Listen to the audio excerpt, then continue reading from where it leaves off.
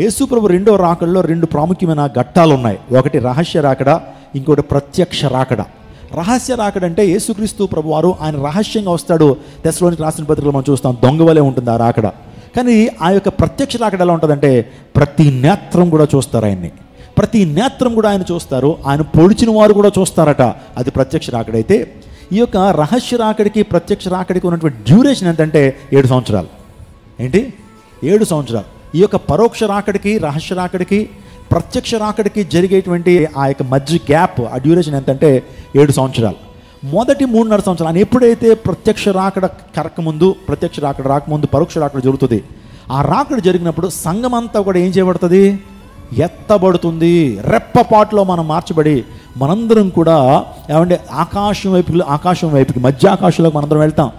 అంటే సంఘం అంటే ఎవరంటే ఆయన రక్తం చేత కడగబడిన మనం, ఆయన యొక్క రక్తం చేత కడగబడిన మనం రక్షణ పొందిన ప్రతి ఒక్కళ్ళు కూడా రహస్య రాకలు ఏం చేయబడతాం?